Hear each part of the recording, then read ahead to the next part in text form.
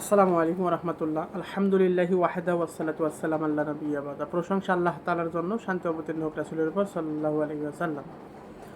একজন প্রশ্ন করেছেন যে ওস্তাদ কত টাকা লাগে কাজ শিখতে? আসলে কাজ শেখার জন্য কোনো টাকা পয়সার প্রয়োজন নেই। আহ, এই বিদ্যাগুলো, আধ্যাত্মিক বিদ্যাগুলো যারা আপনাকে টাকার বিনিময়ে দিতে চাইবে, মনে রাখবেন তারা আপনার সাথে প্রতারণা করতেছে। ও আপনার কাছ থেকে টাকা নিয়ে খেয়ে ফেলবে, ও আপনাকে কিছুই দিবে না। কারণ এই আধ্যাত্মিক বিদ্যাগুলো পরম্পরায় একজনের নিকট থেকে আর একজন, আর একজনের নিকট থেকে আর একজন, আর একজনের নিকট থেকে আর একজন, এইভাবে পরম্পরায় চলে আসে। এগুলো কখনোই বিদ্যা টাকা দিয়ে কেনা যায় না। এখন গুরুর নিকট থেকে দীক্ষা অর্জন করলে গুরুকে গুরু দক্ষিণা দিতে হয়। তাই আপনার গুরুকে আপনি গুরু দক্ষিণা দিবেন, এটা আপনার গুরু আপনার কাছ থেকে চেয়ে নিবে? আপনার যা মন চায় আপনি তা দিবেন। এখন আসেন যে বিদ্যা আসলে কত প্রকার, কি কি এবং কিভাবে অর্জন করা যায়, এই বিষয়ে একটু বিস্তারিত আলোচনা আপনাদের সামনে করি। বিদ্যা মূলত 5 প্রকার। একটি হলো ফকিরি বিদ্যা। আধ্যাত্মিক জগতের বিদ্যাগুলো হলো 5 প্রকার। একটি হলো ফকিরি বিদ্যা, যা ওলিয়া উলিয়া গাউস কুতুব পীর মাশায়েখগণ যে বিদ্যা ব্যবহার করে মানুষের উপকার বা কল্যাণ সাধিত করে। 2 নাম্বার বিদ্যা হলো কবিরাজি বিদ্যা, যা তাবিজ কবজ দোয়া কালাম গাছগাছরা দিয়ে সম্পূর্ণ করে থাকে কবিরাজগণ। 3 নাম্বার তন্ত্রবিদ্যা, তন্ত্র মন্ত্র যন্ত্র এবং টোটকার মাধ্যমে যে কার্যগুলো সম্পূর্ণ করা হয়, ইহা হলো তন্ত্রবিদ্যা বা তান্ত্রিক বিদ্যা। এরপরে রয়েছে কুফরি বিদ্যা, কুফরি কালামের মাধ্যমে যে কার্য সম্পূর্ণ করা হয়, এটা হলো কুফরি বিদ্যা। এরপরে রয়েছে জাদুবিদ্যা, যেমন সম্মোহন, উচ্চাটন, মারণ, বশীকরণ, বিদ্বেষণ, এই সমস্ত কার্যগুলো যে বিদ্যার মাধ্যমে কার্যগুলো সম্পূর্ণ করা হয়, এটা মূলত জাদুবিদ্যা।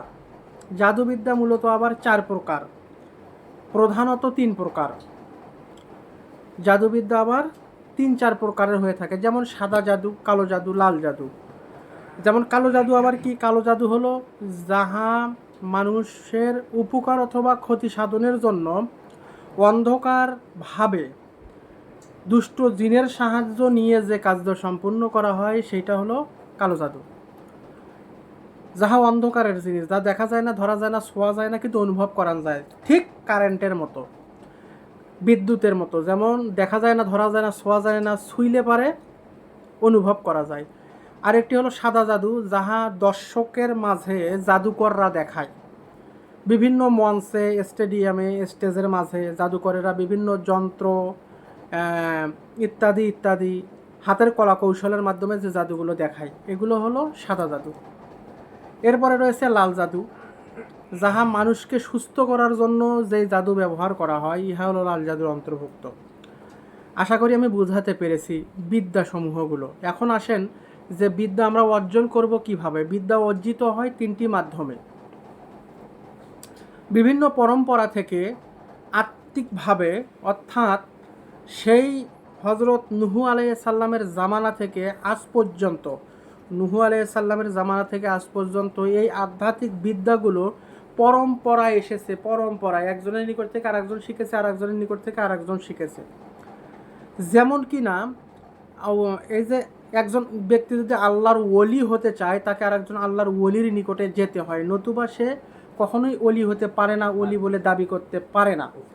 যেমন হজরত মোহাম্মদ রাসূলুল্লাহ সাল্লাল্লাহু আলাইহি সাল্লামের শিক্ষক ছিল স্বয়ং আল্লাহ নিজে। আল্লাহ তাআলা রাসূল সাল্লাল্লাহু আলাইহি সাল্লামকে শিখাইছে। রাসূলের নিকট থেকে আবু বকর শিখেছে, আবু বকরের নিকট থেকে সালমান ফারসির নিকট থেকে, এভাবে চলতে চলতে হ্যাঁ মুসা কাজেম, এভাবে চলতে চলতে মোজাদ্দেদ আলফে সানি, বাহাউদ্দিন নকশেবন্দ, এভাবে চলতে চলতে সৈয়দ আহমদ বেরেলি, আমরা পর্যন্ত এসেছি। এইভাবে আধ্যাত্মিকতাগুলো ঠিক এইভাবেই আসে, গুরুর নিকট থেকে আর এক গুরুর পরম্পরায় চলে আসে বিষয়গুলো। যে যারা তদবির শিখতে চান, তারা অবশ্যই এই 5টি যে আমি ভাগ বলেছি, যে 5 ধরনের বিদ্যা বলেছি, এই 5 ধরনের বিদ্যার মধ্যে আপনি যেই ধরনের বিদ্যাগুলো শিখতে চান, সেই রকমের ব্যক্তির কাছে গিয়ে সেই রকমের বিদ্যাগুলো আপনি অর্জন করতে পারেন। যদি জাদু শিখতে চান, জাদুকরের কাছে যাবেন। যারা কবিরাজি শিখতে চান, আধ্যাত্মিকতার এই আধ্যাত্মিক যে 5টি ক্লাস যারা শিখতে চান, তারা আমাদের এই বইটা সংগ্রহ করতে পারেন। ইহা ব্যতীত আমাদের আরও 7টা বই আছে আধ্যাত্মিকতার উপরে লেখা, তাবিজ কবজ ইত্যাদি ইত্যাদির উপরে লেখা।